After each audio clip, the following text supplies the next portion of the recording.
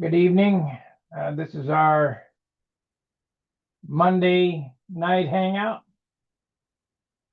Let's see here. Get here. We do this every Monday and Friday at 7 o'clock Central. I ought to put in a short to kind of announce to everybody what we're doing. But we talk about model airplanes and shit. Sometimes they talk about all kind of weird stuff, but it don't matter. Tonight I am working on repairing my airplane from last year. We took the flaps off and redid those, and now I'm redoing the back side of the wing to match the flaps and cut out the fillets. I had some bubbles in the fillets, so we're doing that. Let's see here. We want to go here and go to this, and we'll zoom out a little bit. If you'd like to come in and join us, you go to At the Bench, and there's a link there, and that'll allow you to start your camera, come in and talk to us. Usually Gary Sinclair is first. We'll see what happens.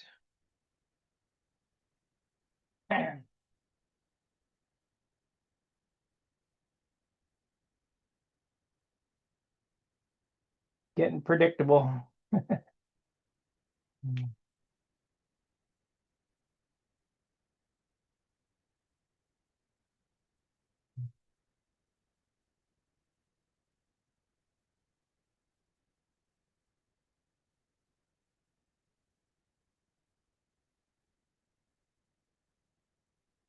think I need a block there. It's got a dent right there. I wanna sand out.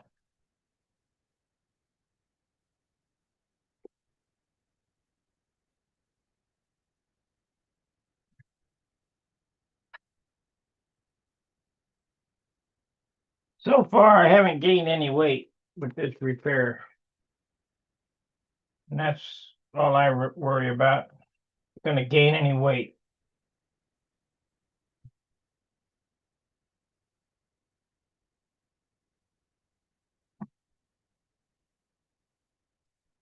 Just noticed today that somehow I put a hole through the bottom of the wing, right through the gold leaf lettering. So that's going to be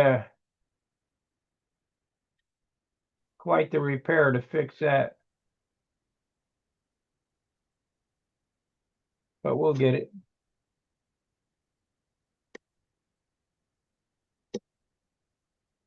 I'll get it. Let's see if any. Oh, there's Gary. Can't hear you, Gary. I'm here. Oh, maybe I got turned off here. No? I hear you now. Okay. All right. I hear you now. But you got a little dance you're fixing there? Yeah, I'm going to bring the whole airplane back to better than it was. Fix all the boogers. Put another quart of clear on it. You might gain a little weight, but it'll be fine.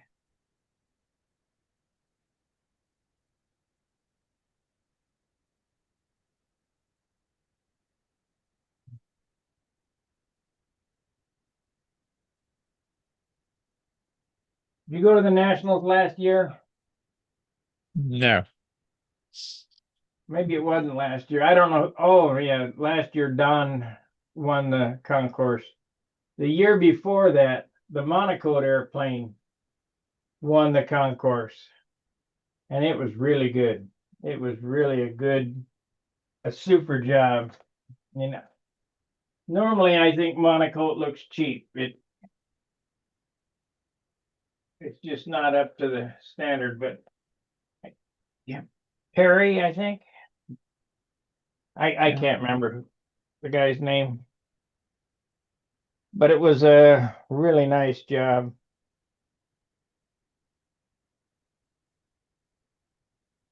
Yeah, they Really, probably did huh? it enough to make it easy to, you know, experience people. He used monocoat on the wings and paint on the fuselage. Oh, okay. You couldn't tell it was monocoated. I mean, I knew it was monocoated, but it didn't look monocoated, if you know what I mean. Yeah.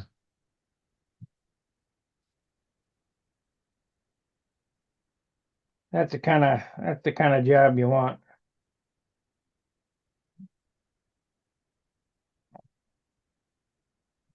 And I've said it before, Alan Brickhouse used to do the same deal. He monocoated his wings and used Rust-Oleum on the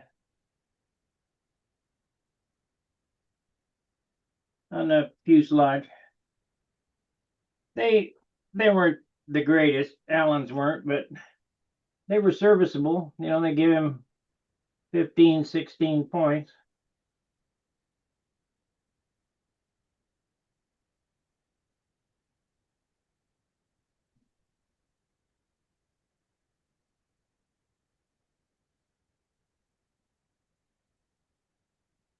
That's probably after they flew them for testing too, wasn't it? Pardon me?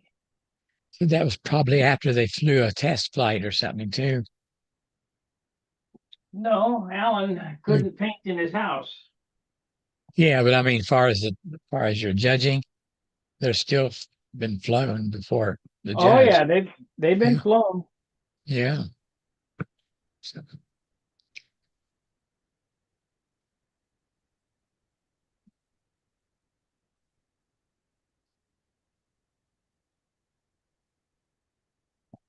Well, I wonder who's going to come on tonight.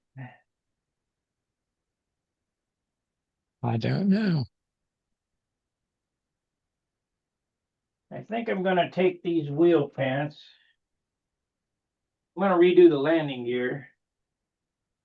And I got a set of wheel pants here. These are the Meslick carbon fiber ones, and I'm going to adapt them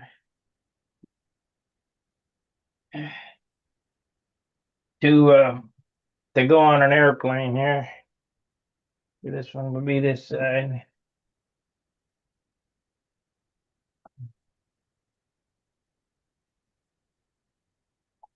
I just don't know how to go about adapting them to make them look good.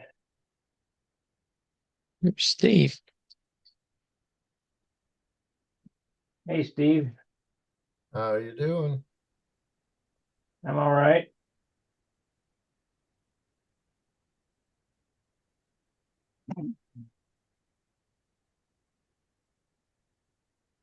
Well, did you go to the swap meet?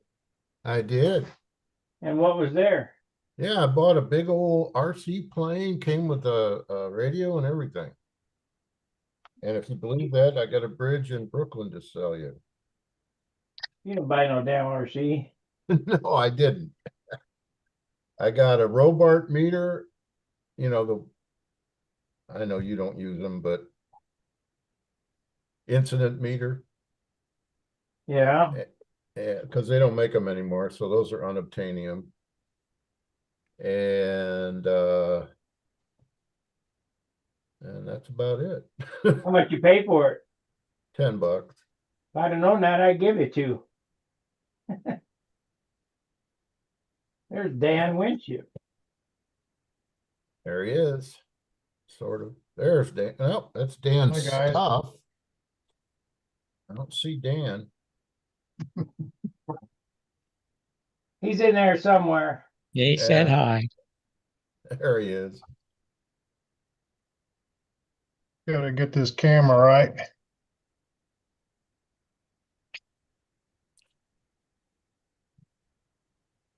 Yeah, you cut your head off, Dan, but that's all right. Yeah.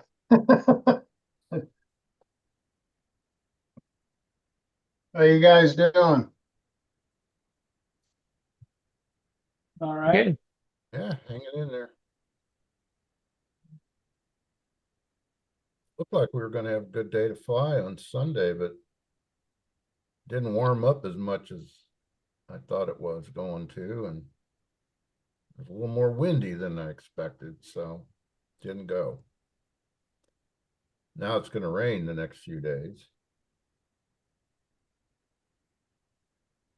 That's great. We're scheduled for rain too. Well, we needed it, but now it's kind of late. You're gonna be snowing by Thanksgiving?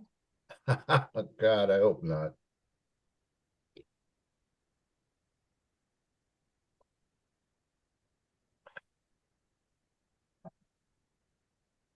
It's working on, Bob. Looks like you got almost a clean table there. It is clean. Completely clean. Oh, you must be painting in the other room. No, I'm painting right here. The Oh, other room is. I just can't see it. Okay.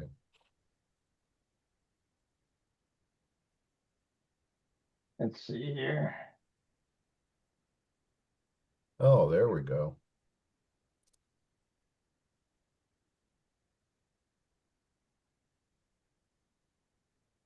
I cleaned the bench off so I could put a moving blanket on top of the thing so I could work on this airplane.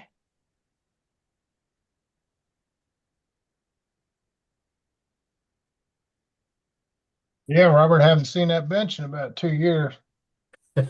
Yeah. What you working on, Dan? Oh, picked up a Mold? couple molds from a RC buddy of mine. They're fuselage molds for an RC plane. Uh-huh. And I told him I'm gonna bring them home and wax them up for him. I might lay up a couple fuselages, see how they look. These molds are pretty rough. They're like 30, 40 years old. Oh, wow. Yeah. Oh, Bob. Guys,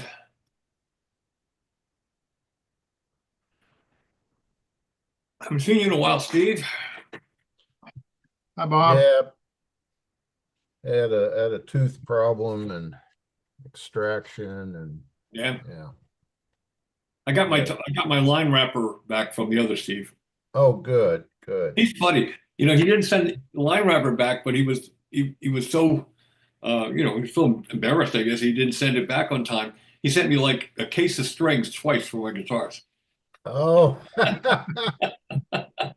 Well, didn't get the that's line wrapper for a long time, but I got a lot of strings. I could open a string store.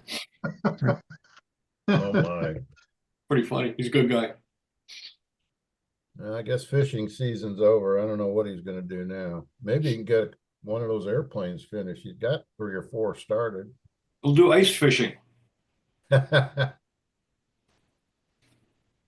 used to Sure. work with a bunch of guys. We had a midnight shift, worked 12 to 8 in the morning. And these guys were fishermen. So it's like 20 below all night. I could hardly stay alive. And they come around about 6 o'clock, say, "Hey, we're going to go ice fishing. When we get off work, you want to come?" I said, "No." No. You're about the guy that rich guy that decided he wanted to go ice fishing. Do you hear that story? No. This guy's very wealthy and he decides he wants to go ice fishing. So he goes to the top end, store to get his rig, and he gets the tip up rod, and he gets the thing to cut the hole in the ice, the gas driven hole cutter.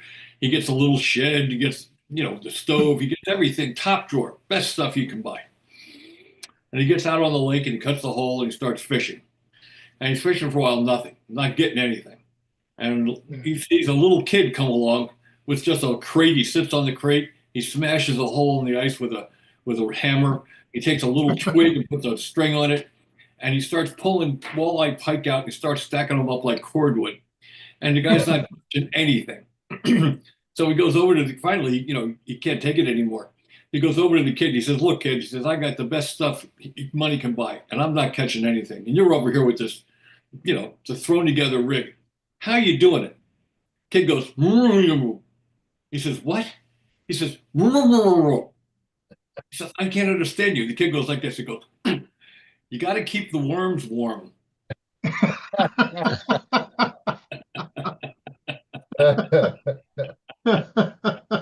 Yeah. Uh,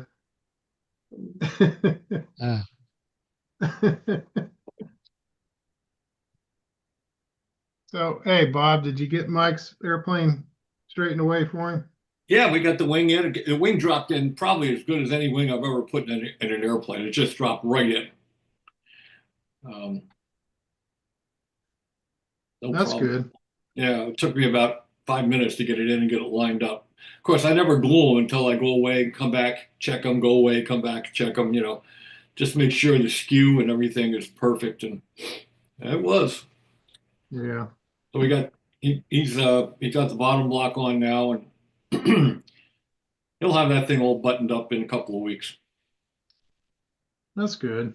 Yeah, What's he good to have him building? back. He was a good flyer. He was the top 20 flyer. I think he even made the top 10 once, if I'm not mistaken. Yeah, I What's he- remember him and Bob Barron. They coach each other. Yeah. Well, Whenever that was Barron back. was good, it was whenever Barron was really good, it was when Mike was coaching him. Right. Mike kept him calmed down a little bit too. Yep. Kept his head in the game. Yeah. That was when Robbie was a little kid, 1987 is when I remember. Yeah. Yeah. It's the first year I brought him to the Nationals. It was '87 out in Lincoln. Is that an RC pattern airplane? It looks like a troublemaker. Yeah, it's I don't know what it is. It's an Looks like RC. Yeah, it's a RC pattern plane. Guy knew what it was. It's a really small one. It would be one of these old timer things, you know. looks like a Benetti troublemaker. Yeah. What is it? Oh, it's 40 Phoenix. Oh, Phoenix. Okay. Yeah. Very similar to the troublemaker. Yeah. So he gave me 3 molds. I'm trying to get him back into it. He's flying these foamy RC jets, you know, Yeah.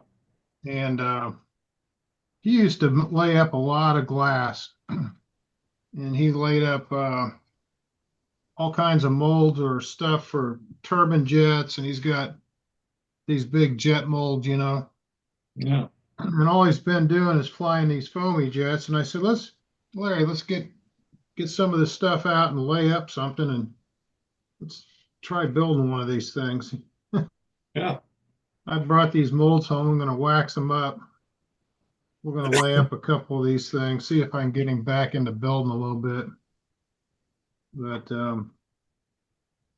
yeah, they're pretty rough. Some of these molds, and this one's polyester, but the problem with some of them, you know, they don't go together on the flanges anymore. There's like a 1/8 inch gap on some of them where they warped, you know. hmm So I don't know. One here is really good. This is probably the best one. So I put some mold sealer in it and some 3 or 4 coats of wax here, and then I'll lay up some parts out of it. But I'll get some practice here before I start on the fuse for the control liner. What Yeah. I'd like to do is make a mold for Billy's P-47. Oh, yeah. And I know it's been done hundreds of times, but I'd like to lay up the P-47 with the same type of stuff they do on the Shark, you know, with the glass, the balsa of the glass, you know, the core material. Yeah.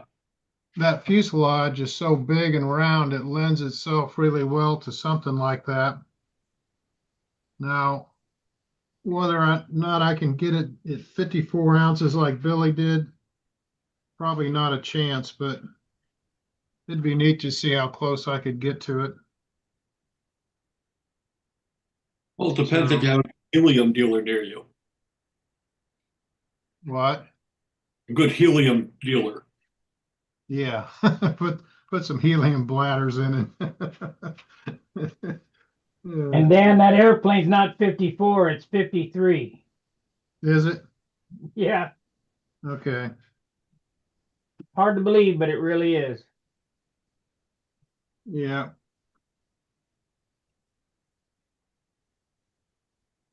I remember building the wings for the first two Thunderbolts. First two of those in my shop. He came in and when I was first started doing lost foam Warren Truss wings, and he came in, we built two wings.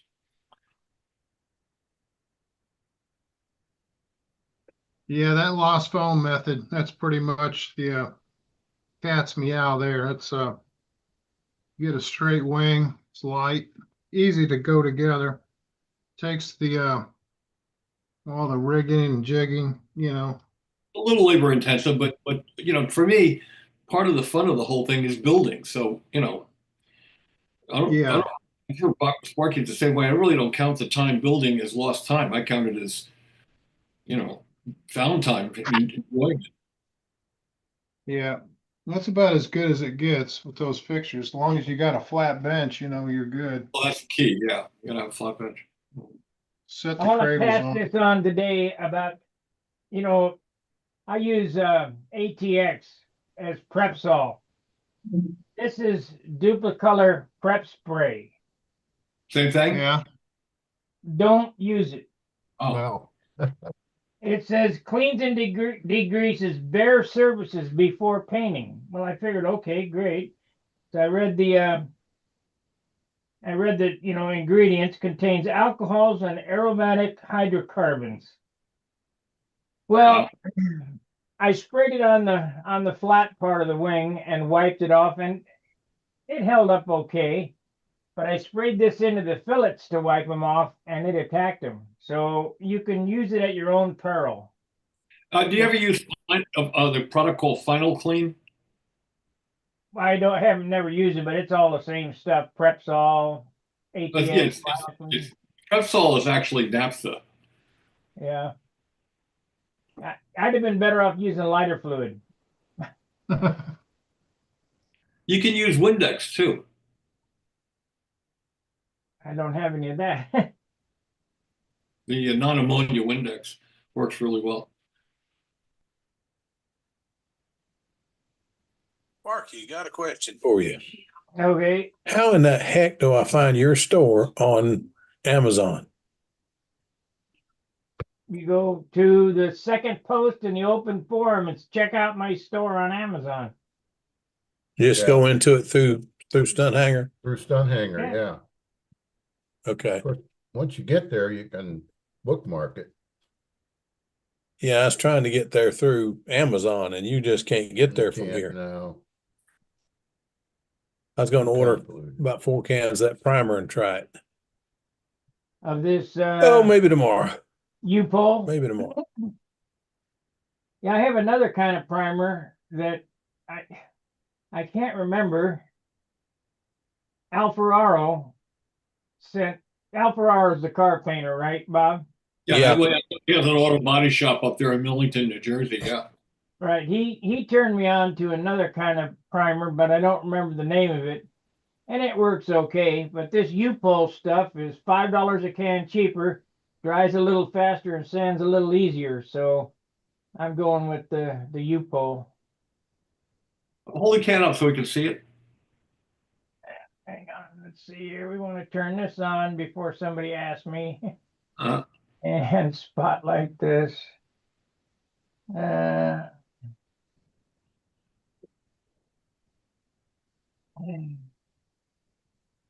U-Pole. UPOL. Okay.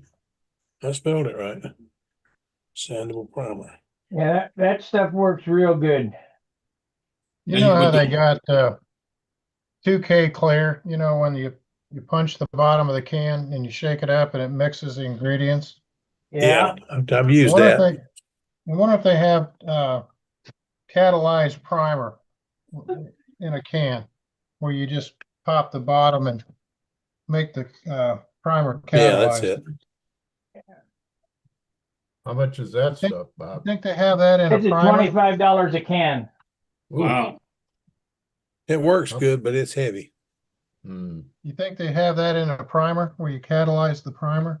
No, but Sherman-Williams has a good primer that I really like. That's super easy to mix. Is it a two-part or a three-part? It's two-part. Just a primer and a catalyzer, and it works real good, dries fast, and sands super easy. But you know, all that shit's heavy. Sand it off except what you don't need. Yeah, it sounds good. Just takes effort, lots of effort. So that's $35 a can, that UPO? No, $32? no. Okay. The U-Pole sandable primer is $13 a can. Well, that's way better than what price I found. This is $25 a can. This is that 2K clear stuff. And I Price shouldn't tag. have this. It says professional use only. So I'm out of You this. can use it. Huh? You can use it. Yeah, well, Yep. I'm not a professional. Sure you are. Yeah. Sure. It says the protective mask must be worn when spraying paint from this can. You have a store on Amazon. You sell things. You're a professional. Yeah. Yeah, it says Harbor Freight's got it. No, AutoZone has it. AutoZone, right. AutoZone yeah. has it. $10.89 a can. There you go. Cool. UPO? Uh-huh. That's Says the AutoZone. next AutoZone Who got it, 540. Joe? AutoZone, AutoZone. less than $11 a can. Now this is primer from Harbor Freight. This is junk. Everybody says, "Oh, it works good." No, it doesn't. This is junk. What does it Now do that or- you put or that not on do? and paint white over it and wait 3 months and the gray comes through the white. That's junk. I Contains use it for ketone. plugs. I use that AutoZone? junk for I use it Harbor for plugs. Freight? Yeah. I wouldn't Probably use it good for on an plug. airplane. I'd It's use it on probably a good for plug. though. plugs. Yeah. It's probably good for plugs. You know, all you I gotta mean, do is when get I it made the perfect for mold, one, when I make made it the mold perfect for for the one bear, day. when I made the molds for the Bearcat, I was talking to Al Raby and he says, you can either mold your first set of skins and expect to just destroy them, or you can wrap it in newspaper and then try to sand all that off. I said, is there a third option? He says, yeah, you can get some rattle can paint, just cheap paint, and paint the darn things. So that's what I did, and I never had a problem. I Fourth molded option is to epoxy it. three sets of Bearcat molds. I never had a problem.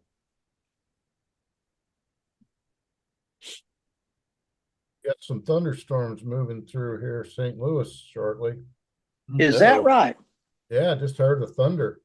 Cool. I'm looking at the radar. It's on the way. Well, I We just need got rain here in Tulsa bad. I got a text that I don't have to work tomorrow. Oh, Yeah. Not a whole lot going on in the shop. The shovel head is not done yet. That's had a starter job was supposed to be delivered today for replacement no-show. Ordered a wow. well done for the Sportster. It'll take the week to get, and I'll message you when I got to work. Okay, great. Oh, man. Yeah, it doesn't hurt my feelings at all. Well, it's snowing up in northern Iowa and southern Minnesota from the same storm. We're at the southern end of it.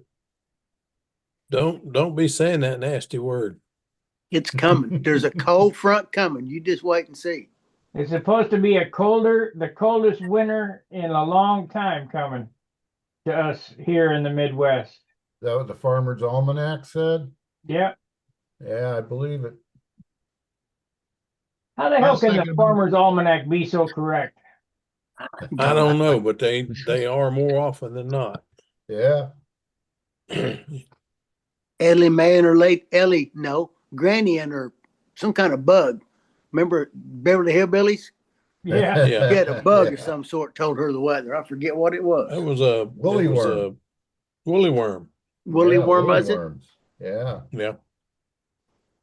I've got guys in my fly tying class that swear by the woolly worm. They say, don't even plan a whole bunch of fly fishing trips because the woolly worm says it's going to be a bad year. Mhm. Well, okay, whatever you say. It's kind of If you- like that groundhog, if he sees a shadow or whatever. Yes. Yeah, that's horse patooey. Yeah, it's based on something, if the sun is out at that part. Yeah. That part of February, it's If- more likely. If you than have to not. qualify it with three different things, I mean, it's just not worth fooling. If the chain's tied to your fence and it's straight out, don't go flying. That's right. That's it. What you got there, Dan? Yeah, that's Got that good stuff. Yeah, that's shit. Good stuff for Barber Frey. Hey, Joe, you've heard about the weather rock, haven't you? Yeah, Yeah. something about that. I forget Yeah. how it, but Yeah. I always like that one. Weather rock gone. It's windy as heck. Go home. it's windy. Go home. Yeah. It's windy here for the last couple of days. Yeah, here too. It was beautiful Saturday morning. I got It up was and nice. the weather report was saying it was going to be windy, so I discharged my batteries. Didn't even think about it. Yeah, it was Didn't even nice go out here there. on And Saturday. I was decided talking, to Talk about ride windy, out there go to just to- Utah. That's where the rocks move across the salt flats. That's Yeah. windy. I was talking to Les McDonald sometime back, and he had quit flying like 30 years ago. I know we're talking, and he said, he says every morning, he says I still get up. The first thing I do is move the shades over and look out and see if it's windy. What's a stunt flyer? Always a stunt flyer. Yeah. It was a good one. Hasn't flown in like 30 years. Why Well, did he I've quit got a- flying, Bob? What's that? Picture holding is it? Why did he quit flying? I think a variety of reasons. If you ever read the Stiletto Chronicles, Yeah, that kind of in was a- stunt news, yeah. He pretty much explained gave it. he what was left for him to conquer? Well, Yeah. Done pretty much everything I was to do in stunt. and he had an interest in high performance motorcycles, and so It's darn motorcycles take guys away. he enjoys it. He's Yeah, had a bunch windy. of crashes. He really bruised himself up, broke his wrist. I think he broke his ankle. Or bruised himself up really bad a few times. But he likes it, so. It's all What good. does that you say about crashing in a motorcycle, Bob? Sparky? Les, What? What, don't you have a saying about crashing a motorcycle? Yeah, there's two kind of riders, ones who have crashed and ones who are going to crash. right. That's exactly right. Ones that have been down and those are going down. Ones that have been down and those that are going down. Exactly. And it doesn't matter how good you are either. It's just the way it is. It sure doesn't. No. Somebody else takes you out. It doesn't That's matter. what happened. That's what happened to me. Guy come across the center line and hit me. Hmm. Same thing with model airplanes. Yeah, yeah. Yeah, we got RC people that'll come through the circle and hit you and then swear you hit them. There's Les at There's Deals, Les. Yep. North Wow. Carolina. Tail of the dragon. Wow. How old was he there? He was in his 50s. Wow. The Interceptor 700. Honducci? That was a Honda. Yeah, that's what I said. Honducci. Honda, yeah. I thought you meant a Ducati. I thought you meant Ducati. Called a VFR. It's a V4 engine. Real nice bike. I had a Ducati scare me about as bad as I ever got scared on a motorcycle. Pulled back on it. He said, this thing's got a hell of a power band. But I did not expect the front end to come up. In traffic at 35 miles an hour, and all of a sudden the front end's in the air. Ooh, mama. Must have been an H1 or an H2. Now that you're talking Kawasaki. I had both of those. Yeah, them are Kawasaki's. And Kawasaki was an oil burner, but those 3-cylinder engines were torquey as heck. They went to Especially if you did zero like to I did. mad quick. Do what? They went to 0 to mad quick. Very quick. Well, think about it. H1 or H2, either one. If the rear wheel wasn't spinning, the front wheel was likely in the air And the whole frame was twisting at the whole time. Yeah. all the time. Wendy We had had a one. motorcycle come into Widman that was not sold in this country. It was Japanese only. It was a 4-cylinder 2-stroke. Wow. Really? Oh yeah. Never heard of Yeah. that. Well, my brother had a I've seen- 6-cylinder Honda, the CBX. He had a 6-cylinder Honda. Yeah, Yeah. those were sold in I the remember States. those. You remember the Honda that had the turbocharger on it? It was about as big around as your fist, but it really worked. Yeah.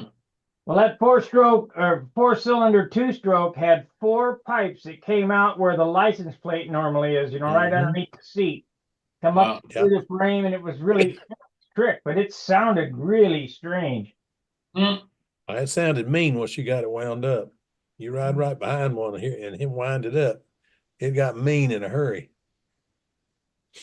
The surprising motorcycle that people didn't give much credit to was the Water Buffalo, but that was pretty torquey. That's a nice bike right there. I have a few thousand miles on That's a one of those. Hiawatha. That's a Hayabusa. I put 36,000 miles on that bike. Hmm. A lot of sport bike. No, I never rode that And you many still on can mine. walk out without being bent over? Yeah, well, I mean, that's back when I could bend over. I can't do it. I couldn't ride that now, that's for sure. So it was a fun bike though. My wife loved that bike. Used to do 400 miles a day on it. I like the bike behind it. K12. Yeah. It was Yeah. nice. My That was brother good. had one of those. I borrowed it We one took that up weekend. to Canada, down the Blue Ridge. We took that all over that thing. Yeah. Good bike. I think if I really wanted to tour around the country, I would buy that 6-cylinder Honda Goldwing. Yeah, they're great bikes. They're like appliances. They're going to get you home. That's for sure. Yeah. You know, this would All too. you gotta just put gas in it and don't worry about it. That was like BMW. That's what a I- nice bike right there.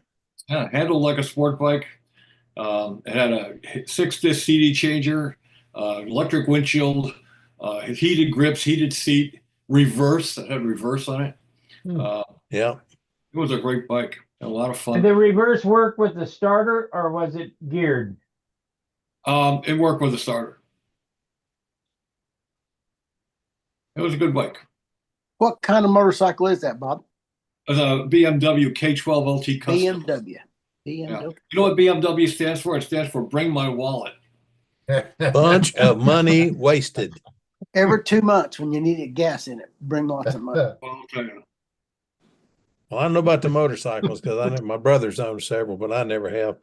But the cars, I had a 7 Series, bunch of money wasted. No, it's not wasted. Did you have a good time? Well, yeah, I did have a good time, Then it's not wasted. but every other month, the 7 was not the model number. It was how much money the mechanic charged me to keep the darn thing on the road. Still, if you had a good There's time, always it's something worth going. it. It's like model Well, airplanes. that's true. You know, people say, Sound you know, like That's true. Sound like It a was a lot snob. of fun. It was a lot of fun. Like It that. looked like a luxury car, drove like a sports car, and accelerated like a muscle car. It was turbocharged 6-cylinder. But everything you touched was literally everything you touched in that car was leather. It was nice. yeah. Well, you know, I'd just go buy a Corvette if I wanted to do that. No, I've been there, done that. That's But that new mid-engine Man, Corvette that new is car's a badass. motor scooter, boy. I did the I'm stupid telling you what. thing. I had a 63 split window, 327, 340 mechanical, 4-speed posi. Sold it when I went in the Army for $2,000. What's it worth wish now? I'd known you 80? back then, Bob. Don't even want to know what it's Lord. worth. It's worth, you know, in really perfect shape, like $250,000. At least. But if you'd have kept it for 50 years, you'd have spent a lot of money on it, keeping it that way. If I had kept it for 50 years, I would have died in it. Everybody talked about, oh, in World War II, you could have bought Mustangs and bought this and bought that. You can't Yeah. keep nothing up for free, y'all. No. Hindsight is always 2020. We look back at the things we bought and could have kept, should have kept. Here's one for you on motorcycles. They had 4 motorcycles for Easy Riders, and all 4 motorcycles were bought for $500 from Oh the my gosh. police auction. Wow. There's a Wow. thing on YouTube about that, about his Wyatt's bike. About the Captain America bike. There's a thing on Right. YouTube about it. Right. That Captain America bike that everybody says is original could possibly, it's up in the air, could possibly be an original bike that was crashed at the end of the movie, but it was not the bike that was ridden during the movie. And the Dennis bike or the Billy bike, who knows where that's at for real. Yeah. How many times you see that movie? I don't know, a bunch. I remember when it came out, I was in a motorcycle club, and it was in February in Teaneck, New Jersey. And we all rode there, and the newest guy in the club, the rookie in the club, had to sit out with the motorcycles all day long, watch the bikes. We went in and watched it about 4 times in a row. Oh my gosh. It came out, the poor guy was frozen. Gracious day. Could have bought a P-51 Mustang after the war for $500. Yeah. But that's a lot of money. Yeah. Well, $500 in 1969, that would be $125 a motorcycle. Is not too bad. You think about it. Yeah. And the Mustang burnt 75 gallons of gas an hour. And gas was probably what, 1946? 18 cents? 19. No, it wasn't that Yeah. much. I was remember watching a movie pumping. today. Has anybody ever seen the movie Cloud Dancer? I think I have. It's with David Carradine. It's about Yes. an pilot. Aerobatic Yeah. guy. It's on YouTube now. So if you search for Cloud Dancer, it's hokey. It's a But pretty good, lot of it's a good movie. It's fun to Great. watch. great air sequences. Phenomenal. Lots. Isn't that the one where the Mustang chases a Piper? Yeah, the Mustang fires at the Chasing Piper a Arrow. Piper. Yeah. Mustang can't fly that slow. I just watched a video today about a P-40 pilot in 1943 or 1944 who attacked. I didn't recognize the places, but they were having a bombing. The Japanese were having a bombing run, and he attacked single-handedly 64 airplanes. Here it is. It's when 64 Japanese airplanes attacked one P-47. This pilot solution left everyone amazed. Let me get you that link because it's That's good. an amazing story. So here's a little trivia here for the inflation calculator. For the U.S. inflation calculator measures the dollar's purchasing power over time. So this is the real deal as far as what your money would buy back then. 1945, let's just say in World War II, $500. That's equivalent to $9,000 today. If you want a P-51, it's a couple million. Oh yeah, you can't touch a Mustang that's flying. But they've spent more than that on them, keeping them up in 50 years or 60. Yeah. Where do they get the money? I mean, There's that link to the video, the P-50 or P-40 video, and it's not really it's more of a Oh, shoot. It went away too quick. Well, it should Went away too be. quick. Go down to Open chat. the chat. put it on the chat. Yeah. Yeah. Chat. There we go. But they gave him Hey, a Silver Star, and he ended up he got out of the army in 1971 as some type of full bird colonel or something. Really an interesting story. Somehow the airplane, now Joe, you'll like this. Somehow when they shot up his tail, the elevators went down. They hung up down. So he turned his airplane inverted and flew it inverted almost to the field. And then he would flip it back over because the engine wouldn't oil when it was upside down, nor would it run upside down. So he'd fly it inverted for a while to gain altitude, and then flip it right side up and lose altitude. So he's going up and down like this before. But it's pretty. Got It's a home pretty and neat bailed out. story. Get Joe, home I and got a bail out dumb of that question thing. for you. I got a dumb question for you.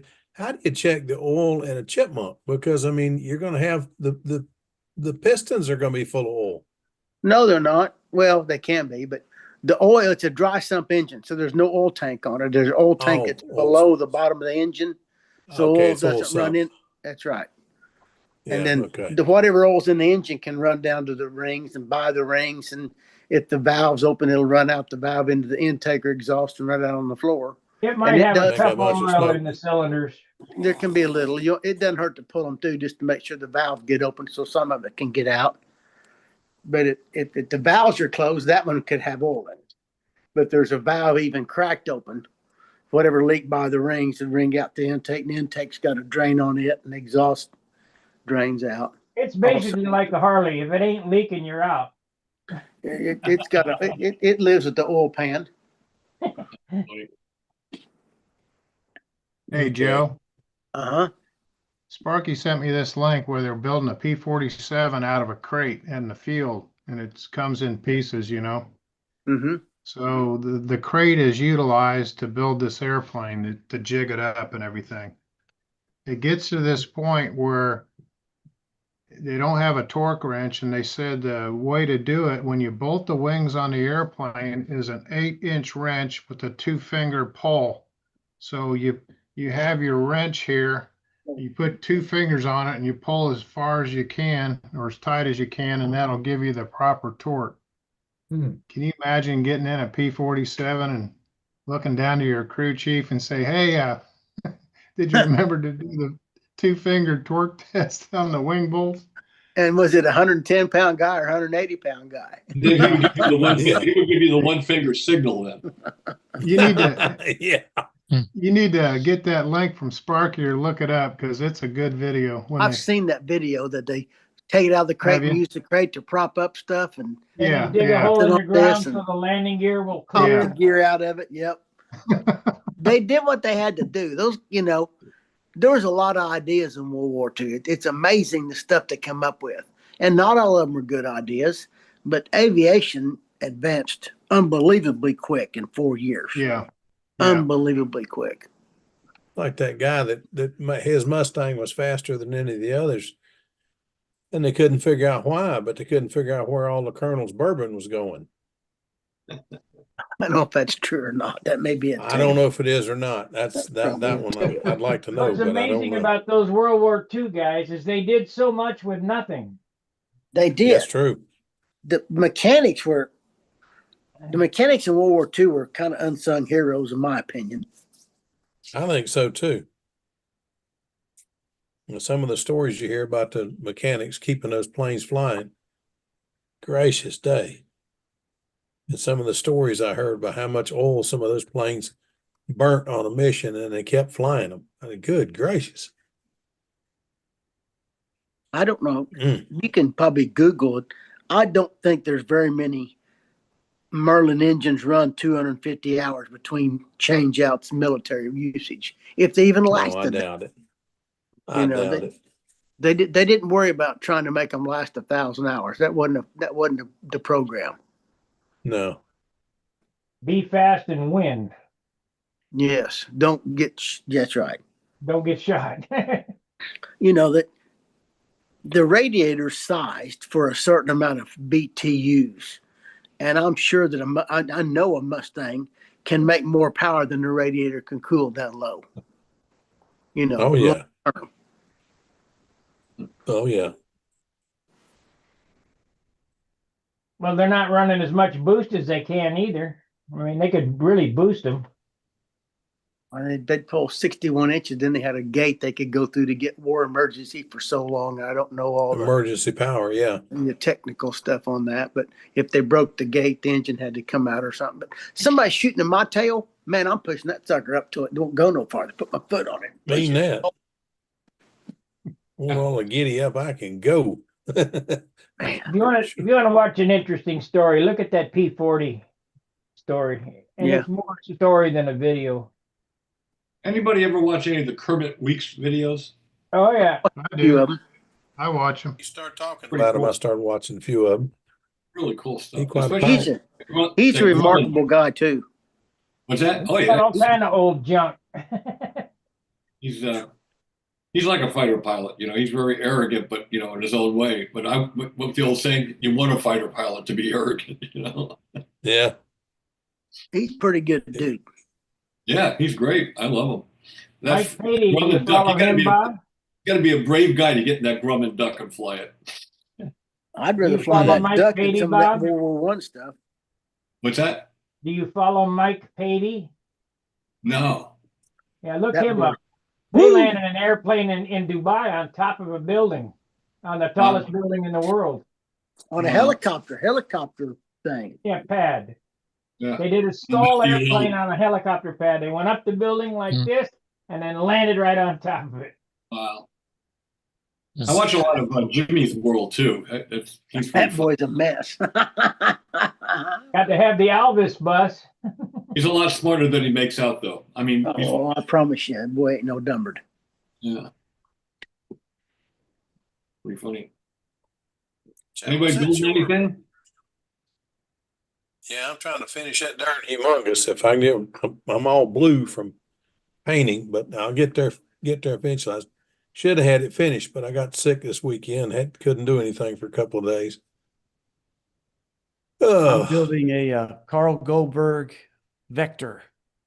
Oh yeah. ah, Yeah, so RC plane. Ty's building the Juno. And he did fix that humongous that he took to El Dorado last a while back. Not this previous one, but the spring, in the spring. And so, but the weather hasn't been cooperating here in Huntsville, Alabama area. We've had a lot of real windy days and, some rain.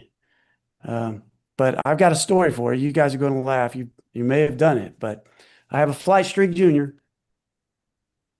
This one right here. And I crashed it 2 or 3 times. But last time I fixed it, I took it out and cranked it up when I was in a hurry. I really wanted to fly bad. It'd been a while since I flew, so I was just really itching to fly. So I got out there. Lines up backwards. I fired it up and I thought, wow, this thing is really pulling hard. It's pulling like a much bigger airplane. What's going on? This is just a Junior with a 20 on it. And so I go through, empty the tank, land, and then this was hanging off of the off the engine. Put a nose weight on there, didn't you? Yeah. oh Lord. You're not the first person to do that, Joe. You won't be the last unless something happens. No. No. I'm surprised it guarantee hung you on that. that long, I bet that burger was hot. Yeah, it was.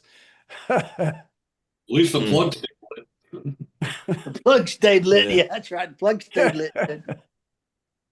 Didn't have to worry about being a cold or hot plug. It was hot all the time. Yeah, I thought you guys would appreciate that one. You're not the only ones ever done that, I can assure you. Yeah. Not by a long shot. Mm. It's just fun stuff. I was flying a lightning streak Sunday after the club meeting and it was windy. It's fun to fly a flight streak type airplane, Bob, but just get out there and cut up. Yeah. Don't worry about just Fun go. to fly any airplane. It is, but a flight streak's a fun airplane. They fly remarkably well for, you wouldn't think they'd fly that good. I learned to fly inverted on a Flight Streak Junior. Now, when Did you had there, Joe, it's not a Flight Streak Junior. Yeah, That's this is just in fact, That's a streak trainer. yeah, it's a trainer. It's got you see the Yeah, that's a streak got trainer. a flat bottom wing. Right. Flight Streak Junior had a fully symmetrical. They were really good flying airplanes. Yes. Even the half-A flight streak flew awful good for the Yeah. day. I had a bunch of those. I had a Flight Streak Junior and full-size Flight Streak. I had a combat streak, I got a combat streak out in the garage and I always liked that top flight kick. You just snap that burger together almost, you know. Yeah, they were You good could build it in your hand almost. Yep. Good airplanes. They were. They really were. I think that's the most popular airplane I never built. You Never never had built a flights. flight streak? Nope. I've Yes, got a that- flight streak out in the building somebody gave me, and it's got a 25 FX on it with a carburetor. I'm gonna take that carburetor off at least before I go Put a trying to fly. Venturi in it. Mm-hmm. Yeah, put a vent in it and take that single wheel off and put two wheels on it and be halfway civilized. I'm gonna fly the darn thing. I think it's an ARF. It's got a plastic canopy on it. But anyway, It'll fly better with the single wheel. Less It will. drag. It'll They fly fly better better with no wheel. Just take the gear off and just drop them. just like a ringmaster. Incredibly yeah, well. Bob, Here's what I'm what is building, that? A Bob. picture? Oh Here's man, a, you got some wings. here's There a you go. bunch of half A wings. Here's a bunch of stunt wings. One of them is sheeted. I got 5 fuselages down here. All these You're getting RC serious now. fuselages. Who do you think you are, Got Tom a pod Morris? over here. There's a whole bunch of stuff up on that shelf. Apparently. There's my stunner. It's been in primer for 30 years. I It'll got be good and dry got- now. It's I got That sounds more familiar. stuff on this bench, more pods. My whole shot I need to finish up. There's 3 wings up there. Yeah. I got you about got the disease 25. just like the rest of us. Yeah. Show them your Cobra Basically- hanging upside down. You got your Cobra, and there's the Cobra, and then Yeah. then the Creos that's hanging upside down on the other side. Yeah, churros. Chiro. Billy came over one day and he saw the Cobra. He said, "Aren't you going to finish it?" I said, "Yeah, one of these days." Yeah. It's still About hanging 40 there. years old. Yeah. Your basement reminds me a lot of mine. We were out the club. There's some new guys coming out and flying with us the other day, and I've been taking different airplanes out just to fly and play with, you know. And he said, "Joe, you're just like Fonzie. You got a different airplane for every day of the week." I said, "Oh, no. I got a different airplane for every day of the month if I wanted to, y'all." Yeah. Yeah. That's good. Ridiculous. It's ridiculous. Hey, you're having Right. fun. You can afford it and you're not hurting anybody. There's 47 airplanes hanging out with tanks and engines ready to prop Golly, Molly. out in the garage. I don't feel so Hanging out at the bad. bar. Now I don't Huh? feel so bad. I don't have a fourth of that. Golly. It's better than hanging out at the bar, Joe. That's right. That's Yeah, right. that's it. It ain't that's costing it. nobody nothing. That's it. Didn't hurt nobody to get it and don't cost nobody else nothing. Well, Bob Hunt mentioned one time, he said that glass is a liquid, you know, it flows over time. That's I've already had to replace one glass top over there. It started to drip off the side of the bench. There's that's the big flight streak, what I'd call. if you look at old houses when they take the glass out, you make the top of the glass and the bottom of the glass, and the bottom Yeah. is way than the top. Way thicker? Yeah, you're Thicker, right. because it flows down. It's a liquid. I'll be darned. So Bob, tell me, how come the flight streak turns so fast on that little elevator when the ringmaster's slow with the big elevator? The engine's so close to the leading edge. That's You got think that's friction. what it is? Yeah. It's a I've short flown tail. both. Well, it could also be, how do you set your control throws up too, That's true. Yeah. The wing on the flight streak has got substantial more lifting capacity or ability, in my opinion, than a ringmaster. Thicker wing, yeah. Better wing. A ringmaster going to slide more than that flight streak will dig and turn. Huh. You There can you go. build a flight streak that weighs 26 ounces pretty easy, couldn't you, Bob? Yeah, it's a good looking little I airplane. haven't known one in a long time, but I would think so. I think I don't so. think that one there's a flight streak though. I think that's that Brodak streak. It's got the tail feathers. I don't know what the Brodak streak is. It a different wing? Does anybody know? I don't know that. You know who designed the flight streak? Yeah, George Aldridge, I thought. Yeah, there you go. Yeah, right. But how big's measure how big the elevator is. It can't be but an inch. it's about an inch and a quarter. Is it an inch and a quarter? Is it that big?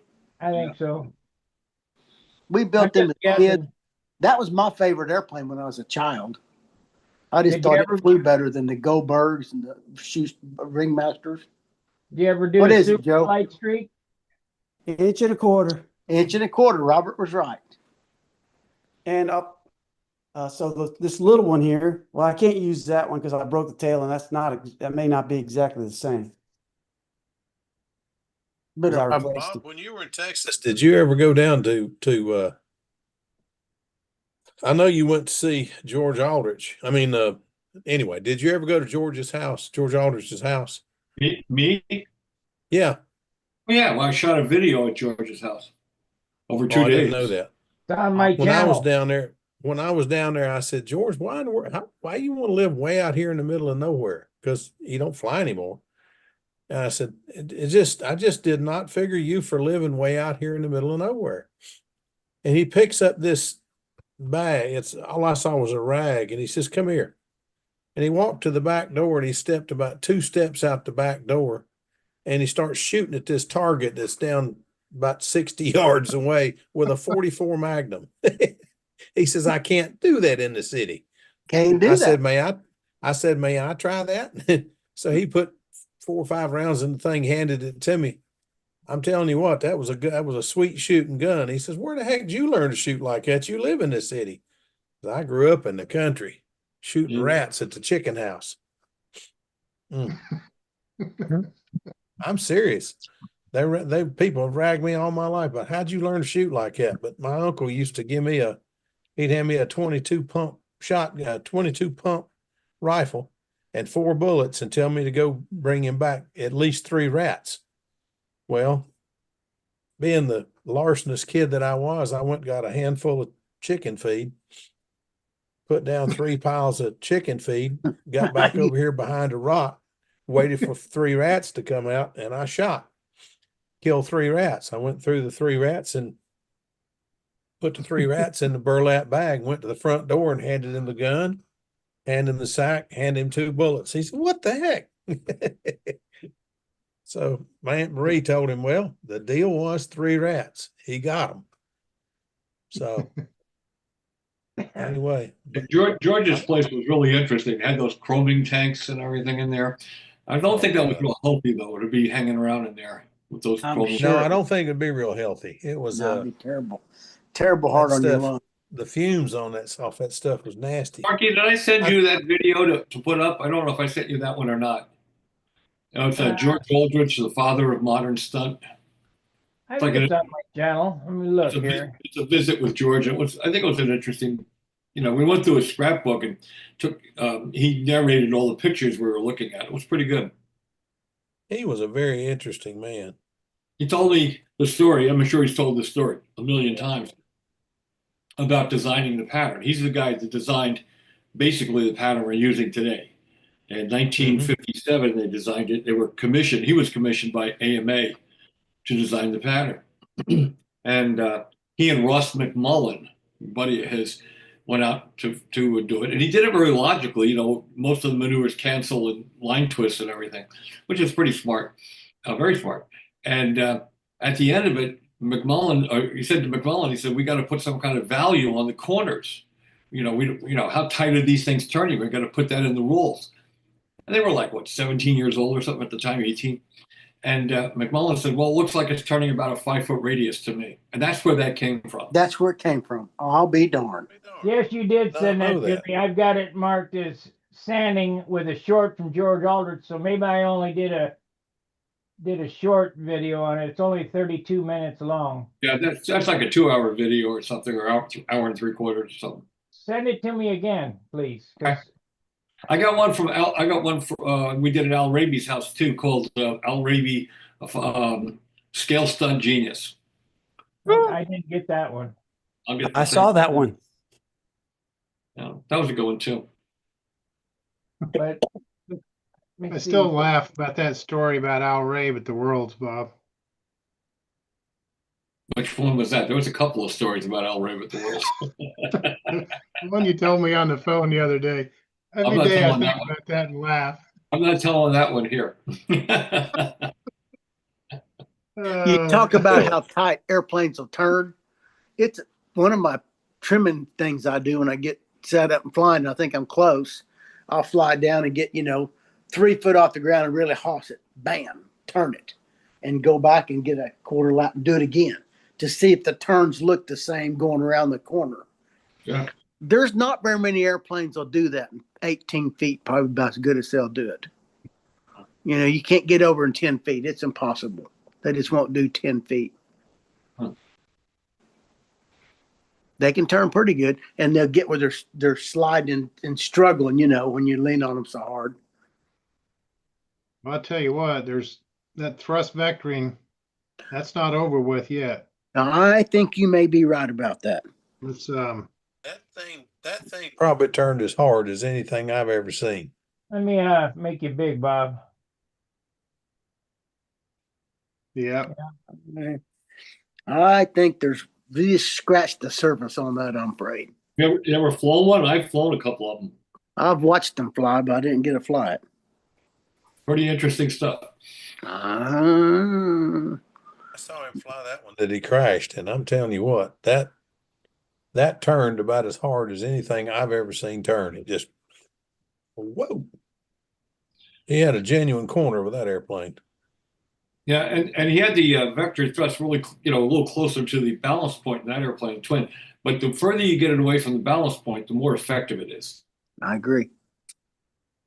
So we have a Bigger. real long nose airplane now, a single motor airplane, and it turns really tight. But the thing I like about it most is the transitioning in the round eights, the round maneuvers, round eights. It transitions right on a point. There's no hang up and slide in that intersection. That's just hard to hits it. overcome, too. It Woo, hits that's it hard to overcome. perfectly, and you don't even have to work at it. So How does that work? Is it mechanical, or is it connected to Yeah. a servo and they got an accelerometer and all that? no, it's just you hook up to the Velcro, Flaps. just push rod. Oh, it's mechanical. Yeah, Okay. when the elevator goes up, the motor goes up. When the elevator goes down, and it uses about 10 degrees of movement. He said that's about optimal. He said 10 degrees. Who knows? I just wonder though, you could incorporate an accelerometer and then actually program the thing. That's Uh, illegal. That's illegal. Yeah, it's got with to be a mechanical. servo? Yeah, it's got to be mechanical, Oh, okay. tied to the controls. Can't have anything on the control system that's servo assisted or electronically assisted. Oh, okay. I mean, you can do it for sport, for fun, sure, but can't compete with it. Unless you're Smokey Eunuch, then you could probably get away with it. Then you probably get away with it, yeah. But Dip one thing you bodies could and do, big fuel lines. one thing you could do though, is you could set it up with the servo, with the accelerometer, and then you could figure out empirically what the right mechanical setting should be.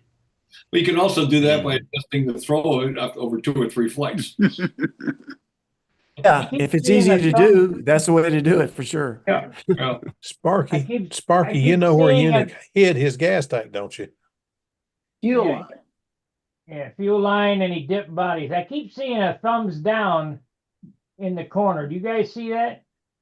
Yeah, I No. saw one. I You saw know, something moving up on, yeah, I Got wonder a what thumbs that's all down? about. Don't know. I don't see it. I don't know. Yeah, I saw it. It like Seeing that. floats up the screen, Yeah.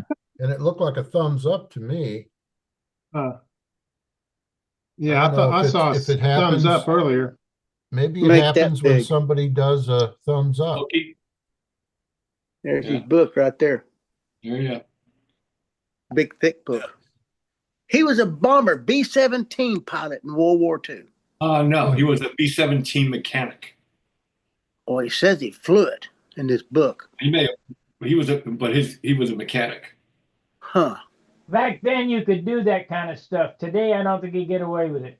Yeah, he may have flown it some, but he was a mechanic. I'll be darned. I know quite a bit about Smokey. Huh, his book's wrong then. Wasn't he a NASCAR innovator too? Yes, big time. Yeah, he was he was at 51. He had the Hudson Hornets, and on the beach down at Daytona, and he was winning for 3 years there. They couldn't figure out how he could take that straight six and put so much horsepower out. And what it turned out to be was the exhaust manifold on that thing was so ragged inside that it would inhibit the flow of the air. So what he did, and you're not allowed to take grinders, you weren't allowed to do that back then. So what he did was he took some kind of a valve lapping compound and put it in a solution, and then would put it in and pumped it back and forth really fast, and it would go in there and wear down the little imperfections and smooth out the inside of the manifold, and it got 50 more horsepower. Well, I had heard that he used big extra fuel lines and acid dip the bodies too. That was later, yeah, much later, yeah. The That 67 Chevelle, had the small block Chevelle that almost won Daytona that time. Yeah, they checked it and it said he had an illegal fuel tank. They pulled his fuel tank out of the car, said it was an illegal fuel tank. So he threw it in the side window, got in the car and drove back to his shop. He was using the roll bar as a fuel tank. Yeah, he was something.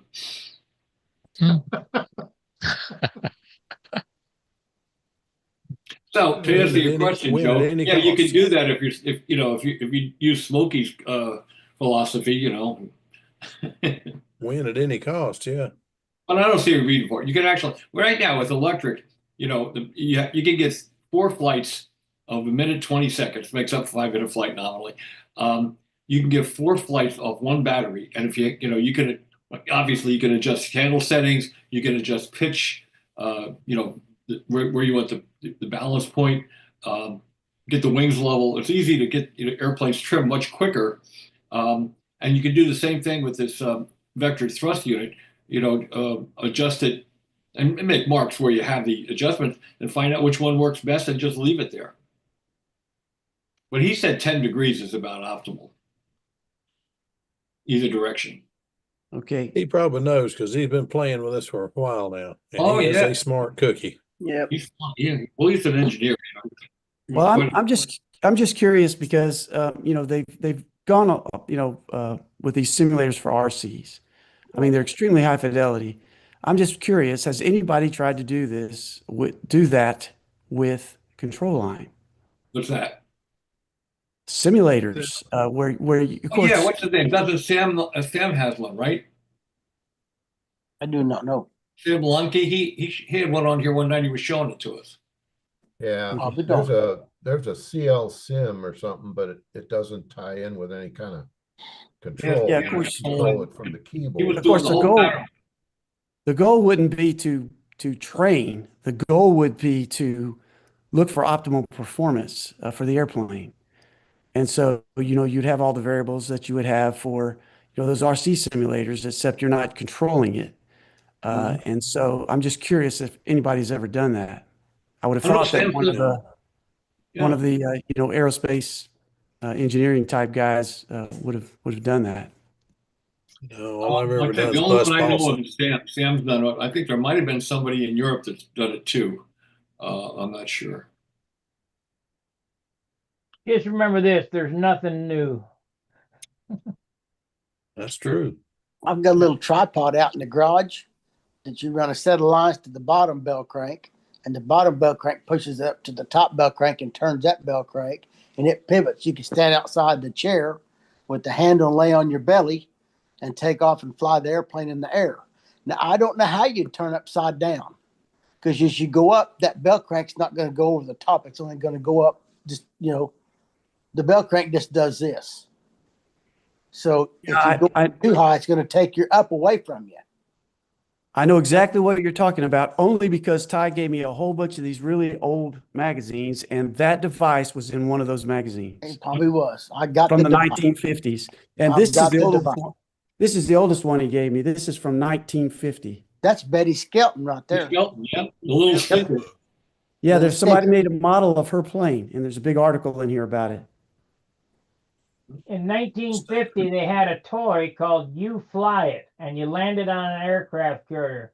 You Yep. ever see those? Yes, that string. Yeah, you put it on a string, you put the string on the top of the windowsill, and you put the aircraft carrier across the room, and you have a stick on it, and and then Make land the on the carrier. loosen and tighten the string to make it Yep. come down. Yeah.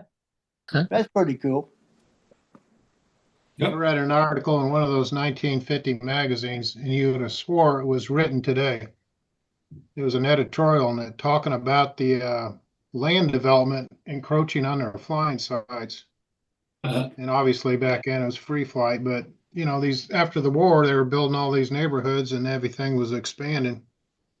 But the article looked like it was written today, you know, the same gripe, you know, we're losing flying sites because of development. And that was 50 or something. So a lot of things that you think are unique now, they're really not. They've been going on for a long time. True. Gets me is they'll come in and build a development near a flying site. Yeah. And they bloody well knew the flying site was there Right. when they built the houses there. Yep. But as soon as they get the houses established and get 5 or 6 people in those houses, they want to close the flying site because it makes too much noise. Right. I Airports are said, the "Now, same wait a way. minute, this makes no darn sense." Yeah. There's been And the bad airports. thing was, Yep. the bad thing was when they came over and started raising sand about it, there wasn't an IC airplane on the field. Everybody was flying electric. I said, "What noise?" Yeah. But anyway, Bradenton Motor Speedway, Cletus McFarland owns it, and he made Yeah. the developer, he made them sign an agreement that they can't come in and buy the land, develop the land, and then push him out. They knew that they were getting a racetrack. Well, I'll guarantee you, in 10 years, when all that there gets won't be a developed, racetrack. that's right. It'll be gone. Pomona, where they were supposed to have the finals for the drags this weekend, but it got rained out. Pomona's the same way. They only make 2 races there a year. They have to get all kinds of clearances because people have encroached on it, and the noise is the problem. You know, and so only 2 races a year, and of course one of them got rained out. So And I tell you what, that is wild. But if they ever had a problem like that in Thunder Valley, think what that would be like. Man, well, when like they fire up we have an airport 8/10 of a mile from my house. A private airport has an EAA chapter, and they've been there forever. And houses have come in and encroached on it to develop, and they're signing all kinds of petitions to get rid of the airport.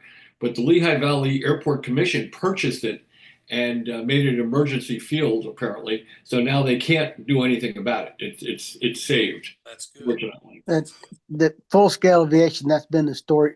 You built the airplane 5 miles outside of town. Well, now town's there and they want to shut the airport down. But Yep. man, some of the airports bring a tremendous amount of money into the counties. Right. Tremendous amount of money. Yeah, I don't think we Right. shut Danny's airport down where he lives. No, they're going to expand it. Yep, right to your back Really? door. Yeah. I like the Got it. one in Colorado. They moved it. The thing used to be downtown.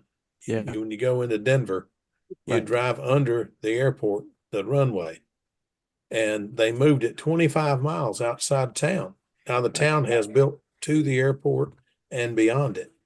Now they're wanting to move it again. So have any of you guys been through Indianapolis and driven by the airport on I-70? Yeah.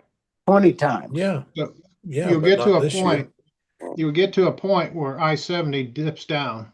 It makes a big dip right there by FedEx. Right. Well, it does. that used to be flat, so they dug it all out because basically the taxiway for FedEx is going to come over the top of 70 and it'll go across. It's about where the radar towers are, and there'll be another full-size runway on the other side of I-70. Oh, runs really? Good Yeah, open and that's- another east-west. Good grief. Yeah.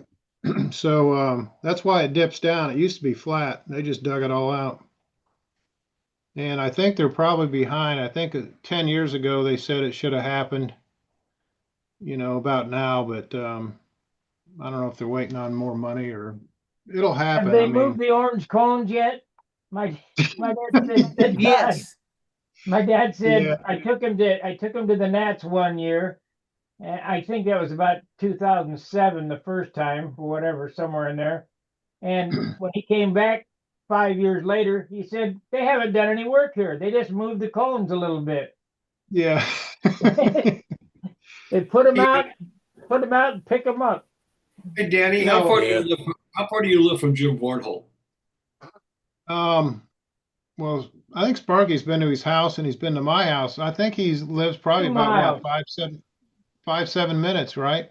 2 miles. Yeah, 5 minutes. He hasn't been on here in a long time. I haven't talked to him in about a month, and I was a little worried about. I talked to him. I'll tell you what's up with him.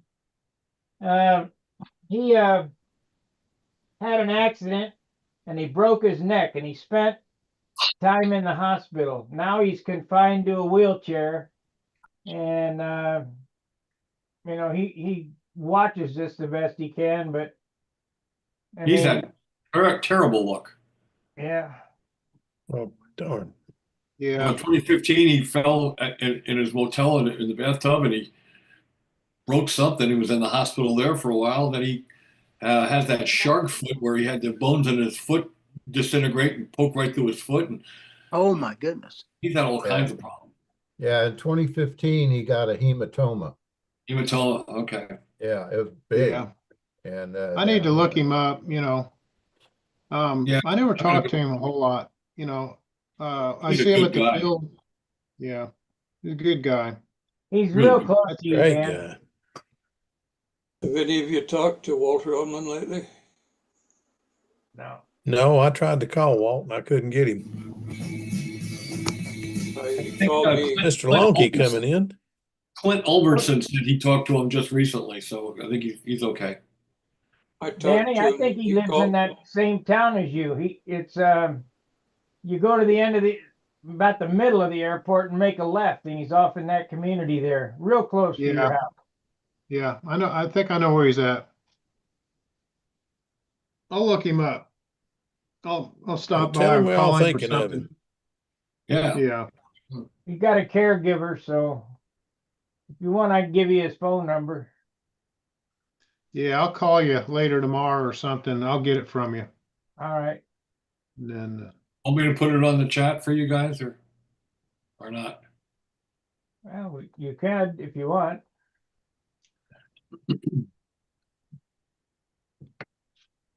Give me a minute here. Sir Dennis has joined. Don't put it out on YouTube. Put it out in here. Yeah. I've got to bail out. You guys have a good evening. All You right. too. well, Take care of yourself. Okay. take care. I'm going to put down the mobile number because if he's in the hospital or something, that's probably the only one he has. So he's at home, but he's at home. Okay, Yeah. I'll give you the home number. And what do I do? Chat. let's see if it's the last number he called me from. Yeah, I knew he had some problems in the past. I didn't realize he was still struggling with them. All right, see if this shows up. Yeah. Well, you got too many. Well, no. Hey, yeah, you got 4 numbers first and then 3 numbers. What's that? Look at the Put the number. dash in the second dash in the wrong place. No big deal. You figure it Yeah. out. Yeah. We can get there from here. I can dash. Get there from here. Yeah, you got three. You got digits, 3 four numbers, then digits, 4 three numbers, digits. then 3 numbers. No That's big not deal. what that's not what I'm seeing with mine here. Huh. Mm, I don't know. I'll do it again. Make sure. How you been doing, Dennis? I don't know. Right now, I'm trying to lie low. Bob Hunt finds out, and I'm messing around here instead of working on his plans. He's going to kick my ass. Oh, Did that work out any better? No. Yeah, no. It's still No. got 3 numbers, then 4 numbers, then 3 numbers. Same Mine numbers shows at least. it.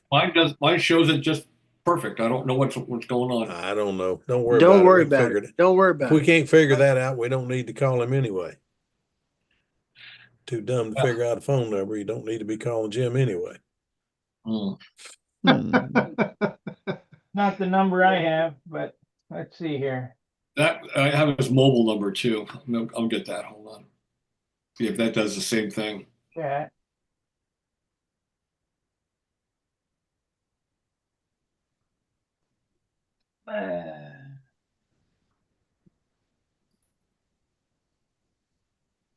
Too new. Bob, Yeah. you done any flying lately? This is his mobile number. Now tell me if this one, because it shows up as, like it should here. Did this? No, that's still the same thing. I don't know why it's doing that. That's weird. Let me send you his number. Because that neither one of those numbers is the ones that he called me from. Huh. Hmm. Those are the ones I contact him on. So I don't know. Whatever. Let's see. 1 dash 3 7 dash. He's a big inspiration to me when I was a kid. When I first went to the '61 Nationals, he won junior that year, and he was smoking hot. He was so good. That Aeron, that Bernie Ash airplane. Okay, Yeah. there's the number I have for him.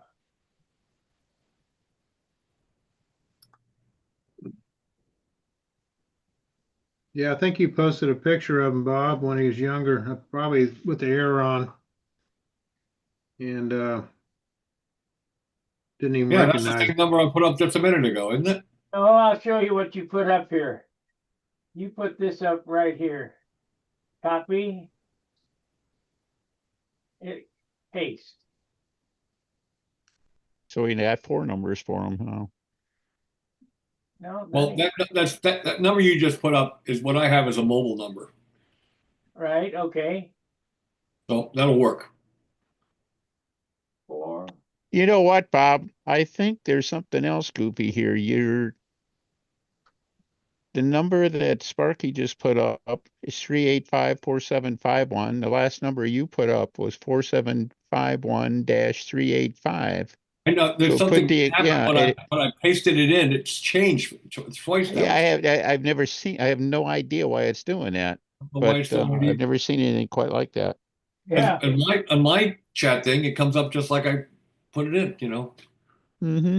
Or type it in backwards, see what happens. But Sparky got it up properly, so that's all that counts. It's all Yeah, and good. he's also got it up backwards. I'm not sure which. So I put it up just like he put it up. okay, Oh, okay. so it should be Y'all starting to 385. worry.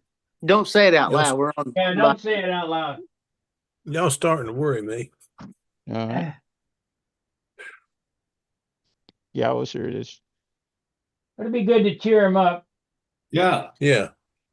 Mr. Adamson, how is your Corsair coming? Oh, it's hanging right now. We haven't been able to fly in a long time. So, Oh, shoot. What did it turn out weighing? what, 58 ounces, I think. What motors It's a you end up bunch. putting in it? It's a load. Although it was amazing. It seemed to that's not didn't seem to be showing up as like they would expected it. We don't want to Top get of my head, I think was related to the flaps coming together at the flap joint. And so I Yeah. need to ventilate that, and I think it'll be all right. We don't What want to motors you put in it? Yeah, You don't want to see you building a Magister with an inverted gull wing. yeah, that's it. They How had about an a inverted Polish V? fighter for that. How about an inverted V tail? So, like a Molt Taylor, what do you call it? The Imp, at a home built airplane, twin engine pusher, Yeah. inverted V tail. Look goofy There as used to hell. be an ultralight like that, inverted V tail and 2 engines. Yeah. Yeah, F4 I think- Phantom has anhedral. yeah. Yeah. Well, it's got everything going on. It's got polyhedral wings, drooping stab, a big old fin on it. Ain't nothing but bad attitude. But Yeah. And the glide ratio of a set of keys. yeah. Yeah. Hey, before I think the forget, keys Gary would glide Sinclair, I further. sent you some pictures. Are those going to work? Yeah, got them all in there. All right, terrific. I I'm- I was getting caught up, and I noticed I'm Yeah. cover boy for the month of November. I'm Mr. November. Kind of showed Good what, deal. I was wondering why that staple showed up in my navel, but anyhow. So Dennis, waiting you on, just ain't right. Oh, Lord. waiting on the rest of you. Well, Mm, I'll get Should be mine in as soon something. as I can. I I had got a little setback, but I'll have it done the next day or two. 1 month left to finish. Like I said, Where's my dog? I don't know Santa Bob Claus, are heard you me, getting but all practiced up for the day? The what? Santa Claus, are you getting all practiced up for your big day? Well, I've been practicing on eating Oh, okay. Gotta get Oh, fat. Lord. Cookies? Cookies and cookies, milk. Milk and cookies. Oh, Lord, Santa. Come on. And what is it? Ham fried rice. Yeah. Cookies, milk, and ham fried rice. I like pork fried rice. That'd be Well, ham same fried rice. That's thing. pork. Same thing. Yeah. I know eat It it is fried pork fried. lights. No fried rice? Oh, You know, like be eat fried ready. rice? Be ready 10 minutes. every 10 minutes you got. See? I think I like Popeye's dirty rice. So, Hey, there you go. Good night, baby. yeah. Oh, Lordy. Hey, you could go Hawaiian, get Spam fried rice, Oh, There boy. you go. pineapple in it. Oh, There Lord. you No. go. Lord, no. No, no, no, no. guys, I gotta That's have to just jump wrong. off. I gotta jump off, but it's been good Me seeing you too. guys tonight. And Good seeing everybody too. Dennis, keep All Bob, right, always Bob. good seeing you and Joe, too, for that matter. and he start working that magic, dude. You did get your story. You got one story in, so we're good. Yeah. See you, Bob. Take care, y'all. Bob. Take care of yourself, Bob. There went Joe. Oof. I think Mark is afraid to come on and give us a Bearcat report. Where are you, Mark? Yeah. Hey, All Dan. right. Yeah. Yep. You can look at my email address there in the chat and send me your Yeah. address, and then I can send you a calendar. Gary, I sent you a picture yesterday. Yours is done. You get? Yep. Oh, you got it. Oh, Okay. got her and it's done. Yeah. How much are they? Nothing. I only want to, not unless you want to send me something. You can see a Donation. little bit Send or something. But I'll send you a bell crank or something. Yeah. Well, that When would- was the last time you built or flew, Gary? oh, 50 years.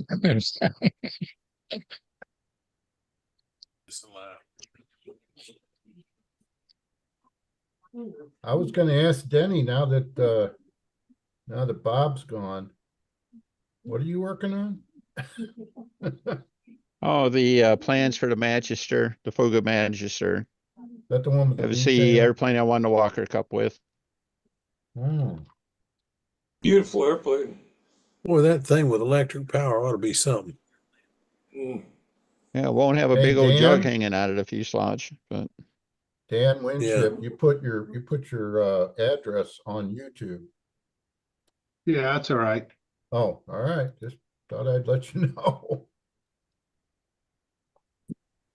You know, I go back to the day when you had your phone number, your name, and your address in the phone book, you know. Yeah, yeah. Yeah.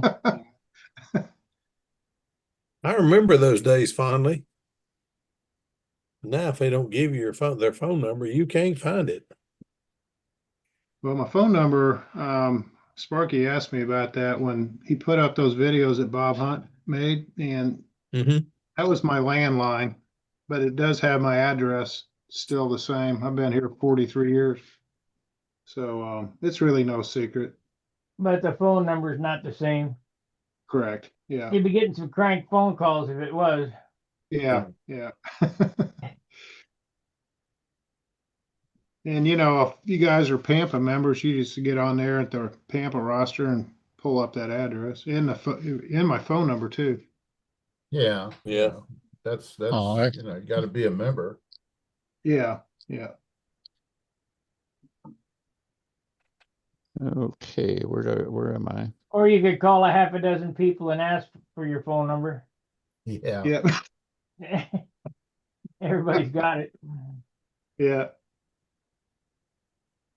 Here's a question for you, Dan. yeah. This Meslick wheel pant, I'm gonna put these on my Viper. What do you think's a good way to attach this carbon wheel pant to a balsa strut? What would be a good way to do that? Well, I don't know if you want to attach it to your balsa strut. You want to probably attach it to the actual wire itself. And I think Bob Hunt had an article years ago. It was basically a brass tab or something soldered onto the wire, and that was screwed into the plywood plate on the inside of the wheel pant. Well, see, Um, I got to be able to get this on and off so I can change the tire, change the wheel. right. Yeah. So I think if Bob had an article, it was really good. And I'm not sure if they were removable or not, but one of the ways is take a brass tab that conforms to the wire, soft solder it on, you know, like with 4% bearing solder, and then drill holes in that, and then that screws into the plywood plate. Plywood But plate then on what? the plywood plate would be on the inside of the wheel pant. Oh, okay. And then you're going to have a notch. If the wheel pant comes off, it's got to come up. Right. So that would be my suggestion. But I think Bob's article went into in depth as far as actually aligning it. He had the plane jigged up and he had the wheel pants on a jig or something to where everything was in a line. You know, so Showed you how to line it all up. You Yeah, can't I hardly. I couldn't make this out of balsa this nice. I mean, this light yeah, I and know. nice. One of the things laying up all these fuselages, when I used to use coarse glass, like a 4 or 6 ounce plain weave, um, if you didn't put a surface coat in the mold, it seemed like you'd get pinholes, you know, where the Right. open weave was. And I got this glass, it's style 120, 3.2 ounces. And I can put that glass in the mold without a surface coat, just wipe the epoxy on top of it, let it saturate through, and I don't get pinholes. I don't know if it's as light as carbon, but it's really good. I think I can get really close to the weight of those carbon pants with that cloth. But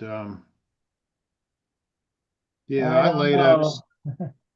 I've laid up 6 of these RC fuselages, and each one I lay up, I go through a different iteration of glass. And basically, I'm just trying to come up with something that'll work on a stunner. So how much you got that down to? This one isn't bad. I can weigh it. Yeah, weigh it. Let's see what it weighs. So this would be, I don't know, probably like a 40 size stunner. I wouldn't say it's a 60. You know, let's see what this thing weighs. This is, Thank you. Got to be under 6 ounces, or should be at between 6 and 7. 6 or 7 ounces. Yeah. I'll tell you in grams. Let's see. It looks like 162 grams. 62. 162. That's about 5.5 ounces. Yeah. 5 3/4, but there's no plywood in it for the firewall, or so it'll be about 7. That's a good weight. Yeah. And you know, I put a little bit too much back here. I could probably take a little bit more out of it, but that give you an idea. Not the right shape though. Yeah, I know it. Okay, Steve Smith, if I may. Ah, there it is. Oh, There it is. yeah. Wow, you had hair then.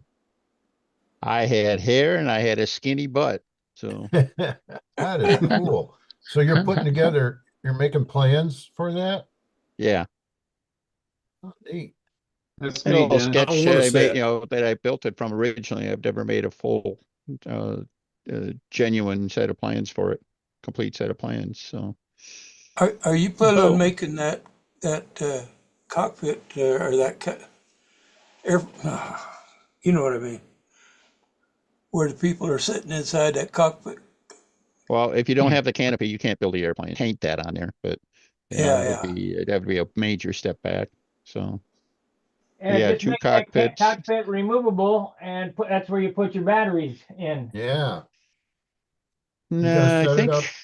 my first hope is I wanted to put the batteries in the side, but then that interferes with the jet scoop on the side. So I think it's going to have to come up from the bottom. So That's my you're least gonna, favorite way, but I think that's going to be the only way it'll work. Why wouldn't you So, put it in from the top where the cockpit is? because that's where the cockpit is. Yeah, but it would sit underneath it. And then I have a battery hatch that's 16 inches long. Okay. I'm not going to do that. So are any you gonna do questions? those plans for electric? Uh, actually, I'm at that decision point right now. I was thinking I was going to Oh, draw it for gas just because that's the way the airplane was built and all the dimensions will be right. And then, it's easy to drop the electric stuff into the gas fuselage. So the intent is to put this in, Bob wants to make it part of a rejuvenated, planned system through Pampa. So I think I'm going to try to draw it both ways. So, draw it for an IC and then convert and then show how to build it electric. How big an airplane is that? Doesn't look very big. 625 squares, So what, 58-inch span, 10-inch chord? 55. Yeah. That'd be a neat fuselage to make out of composites, Dennis, the way you got those Oh, swoopy it fairings. absolutely would be. And there was a real nice RC model of it that the guys made. And they did the correct, scale cross section. The fuselage is essentially round.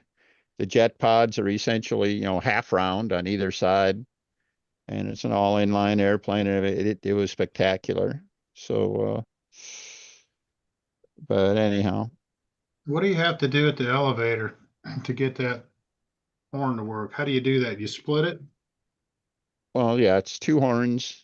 You got a single loop that controls the two halves.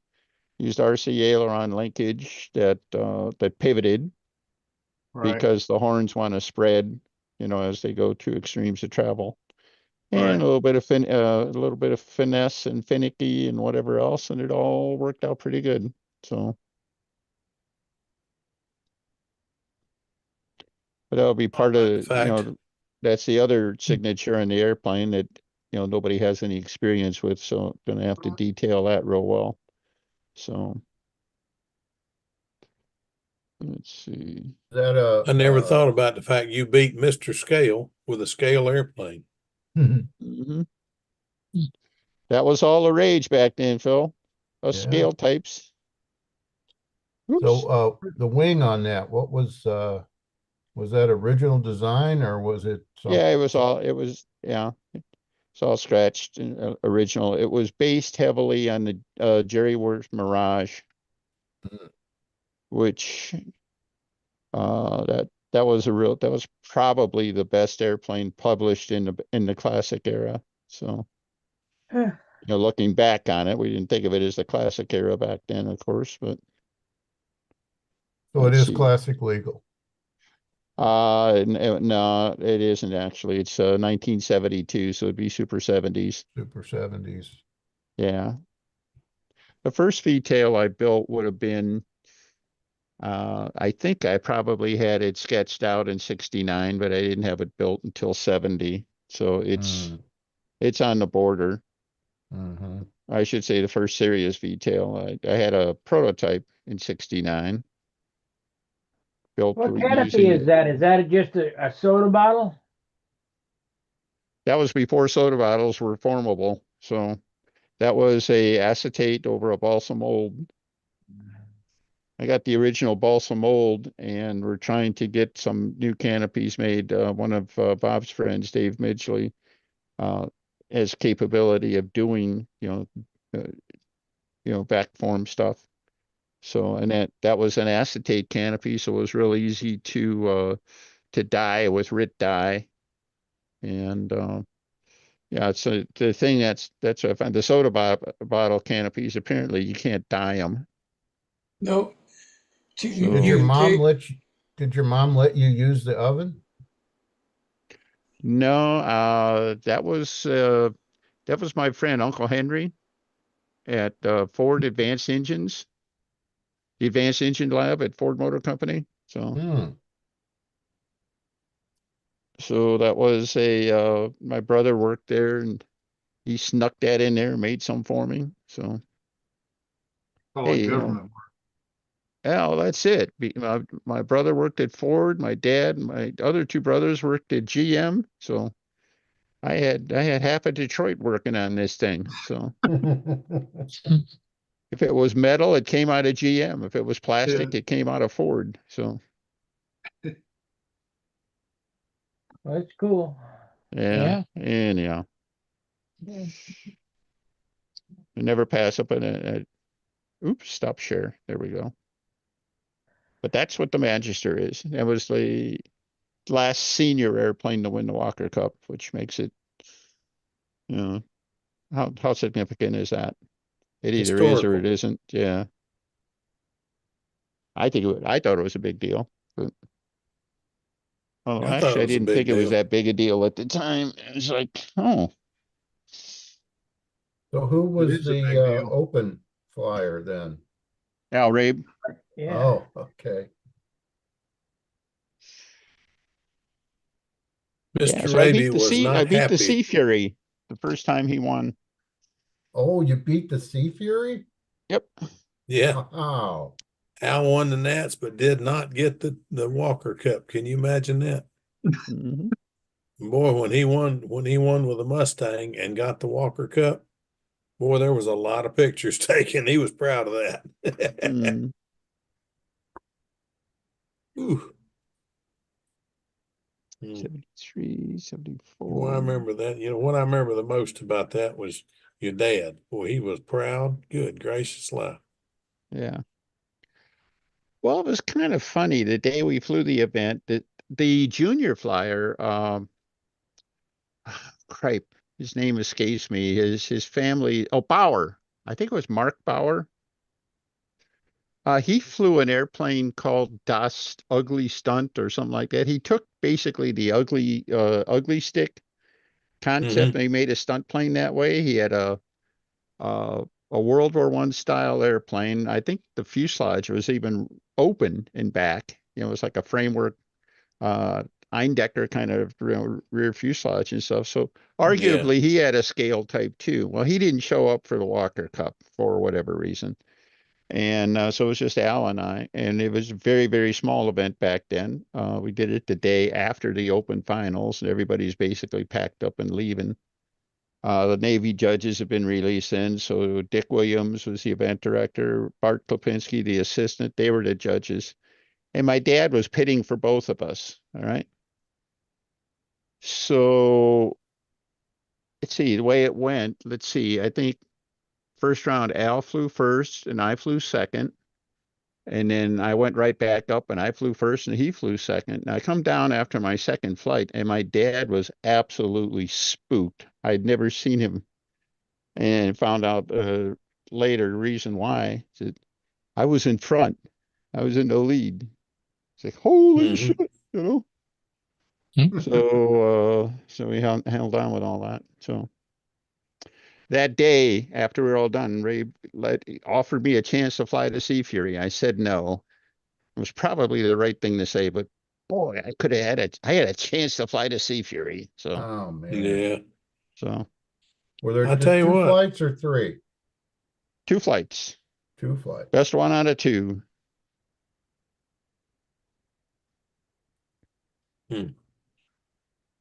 Then after he's Al also got beat by the national in the nationals one year flying the Bearcat by Keith Trossel because he bounced his landing and Keith didn't. And I got to see that one, and went home and invented the shock absorbing landing gear. He was an inventor, if nothing else. He came up with some neat stuff. Came up with molding. I credit him with coming up with molded stunt, and Bob Hunt with foam wings and I forgot what you call the crazy wings. Bob Hunt's, I think Bob Hunt's biggest contribution, it will turn out to be his what do you call Lost it? foam jig. That's it, the lost foam jig. That's it, lost foam jig. I was trying to think of the crazy ribs. Oh, the worn truss. Geodetic. And that's not new. That's free flight stuff from years Oh, I ago. know. I built So's one molding. way back when. I built one way back when that looked like an egg crate. They molded That in was the 40s. Yeah, biggest nightmare I ever tried to build in my life. But I got it finished. Wasn't it a Goldberg design? He had that egg crate wing on it. Big. Yeah, I think it was a Goldberg. He didn't have to have spar in that, if I remember correctly. No, there's no spars because the wings didn't just. I mean, they literally there was everywhere there was a rib, there was two. There was two that crossed it, Right. and there's two that crossed this one, and it was, oh God, it was a nightmare to put together, but it was strong. Once you got it together, you put the whole thing together, and then you put this side on something straight and this one on something straight, and then you went in there and glued it, and it couldn't help but be straight. But anyway, it worked. I thought it was the goofiest idea I'd ever heard, but it worked. Big John, how about, can you send stuff? Most of the time.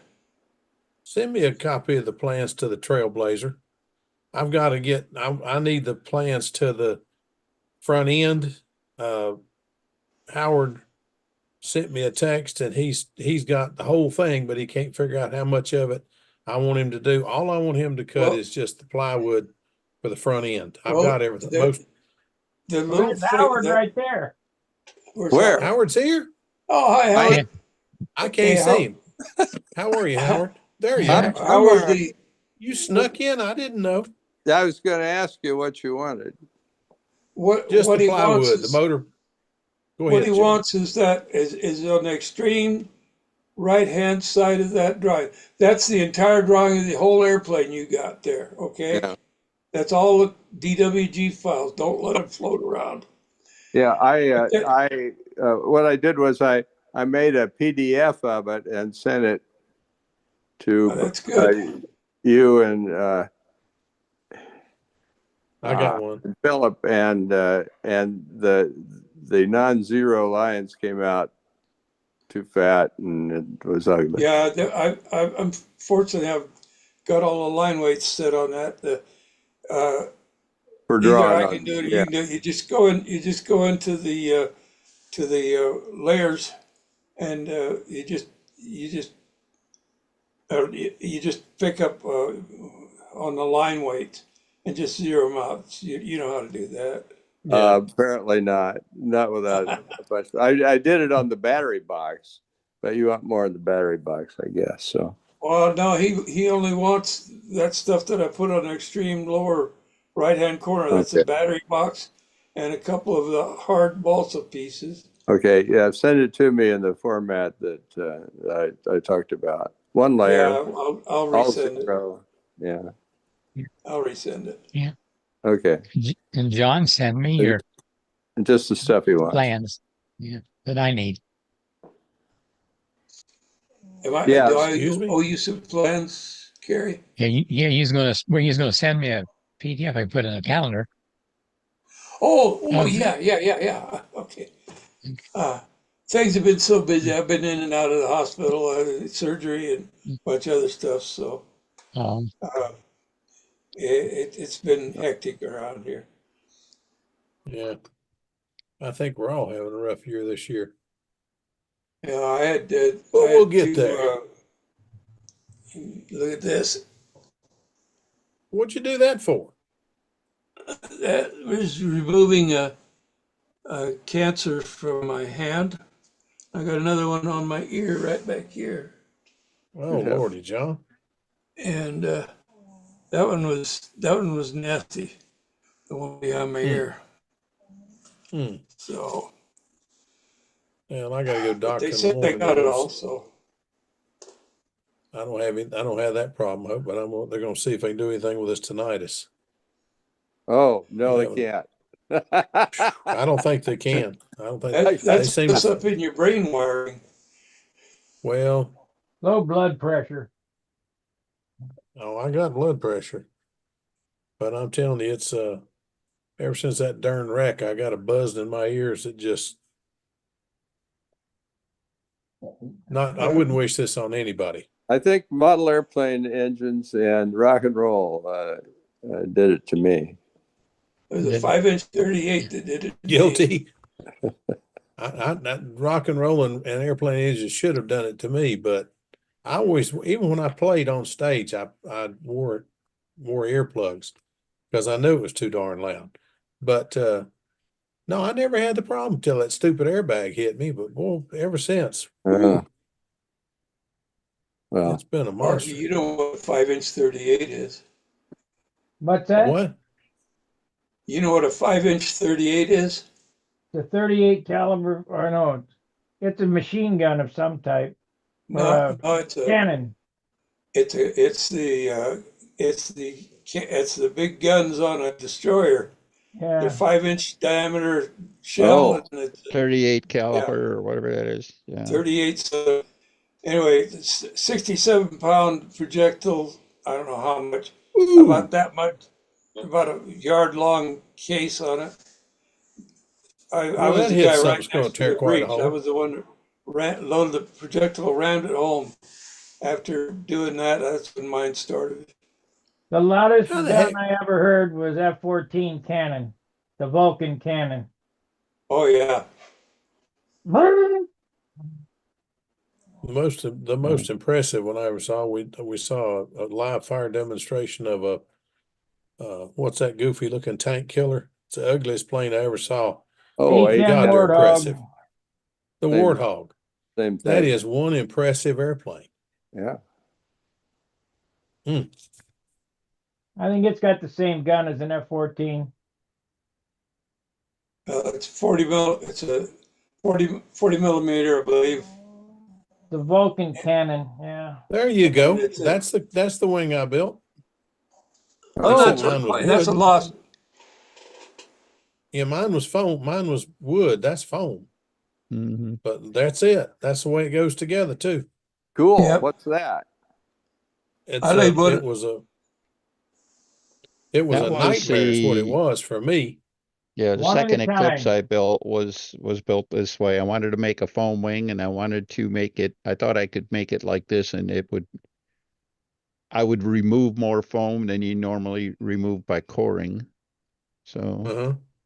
Did it and work? then well, it worked. It was kind of a pain in the ass and all that kind of stuff, Uh-huh.